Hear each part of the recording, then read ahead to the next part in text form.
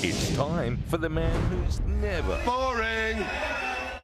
The leader of the Reform Party in the UK, and if the polls are right, the next Prime Minister of the United Kingdom, Nigel Farage. Lovely to see you, mate. How you been? Good to see you. Very well, thank you. Politics very real here. Grooming gangs dominating everything.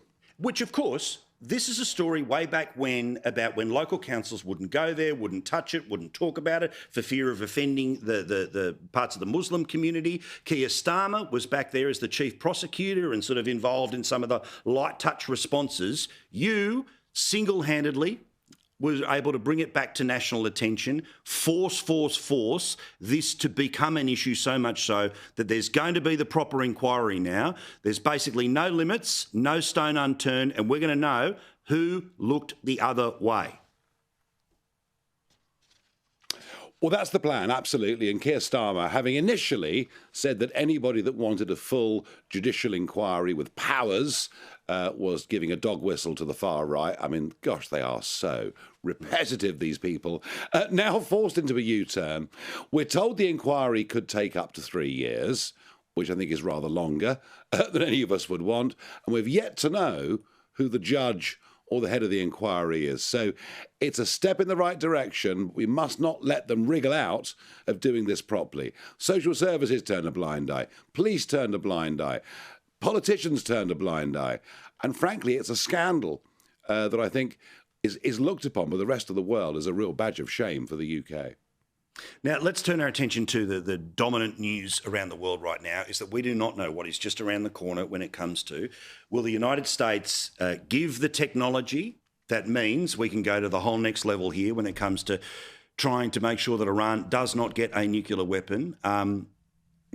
We know that this has been something discussed, feared. What are the consequences? How hard, metaphorically, can Iran be punched before there is this sort of point of no return? Personally, I think that it's been proven a few times here that maybe there was greater fear about Iran rather than the reality of their ability to respond. But there is a bunker that needs to be busted, and the only people who can do it, it's going to be the Americans. What do you think? Well, look, I mean, one of the things that Donald Trump and I first bonded over was Iran policy, the idiocy of Obama, the European Union, the British Foreign Office and government, all doing this deal, this JCPOA deal with Iran just over a decade ago. And what it did, it freed up tens of billions of dollars, much of which they used to fund Hamas, the Houthis, Hezbollah, and every terrorist group in the region. So I think what Israel are doing, I'm generally anti-war, Paul. I think going to war really is a last resort. But I don't think Israel, frankly, had much choice. We do not know exactly the level to which at the Natanz facility they've managed to enrich uranium, but it's a pretty long way. But what you say is right. Whilst the above-the-ground facilities have been damaged, the real work that goes on below ground has not been touched over the last couple of days. Yeah, you can take out the TV station, all the rest of it. My sense of this is that Trump has always thought that Iran were potentially the really bad guys. And I personally believe, no inside info, but I personally believe he will give Israel the ability to finish this job.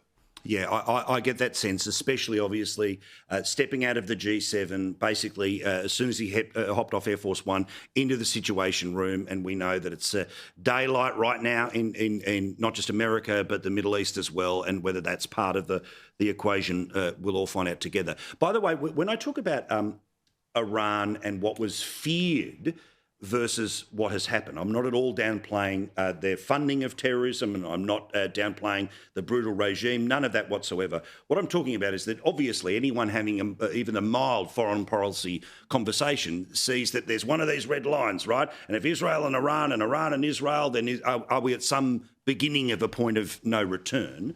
But I think that Iran has been proven its capacity to hurt Israel has been diminished. Remember a few months ago when it was a swarm of drones, then even when they decided to start throwing things into Tel Aviv, yes, 24 people at least have died, no question, and it's the Iron Dome, not the lack of missiles, that was the result. That's what I'm talking about this, the reality of Iran's ability, but just because it can't wipe out parts of Israel, and nobody would want that, doesn't mean they don't have a network of people and organisations who can do real harm. Well, yes, they can, of course, but also take this argument on. You know, Iran has had the most brutal, and I use that word advisedly, the most brutal regime now in place for over 40 years. The Persian people have been utterly suppressed, and many of their best people, of course, have left the country. I think this regime is really, really vulnerable. I think whatever happens in the next couple of weeks could see the overthrow of this regime. I noticed that Elon Musk has turned Starlink on in Iran, so the opposition groups now can quite comfortably talk to each other. I would love to see the end of this Iranian regime and something better come in its place. And I think if that happened within a few years, Persians from all over the world would go back to make Iran the great country that it was.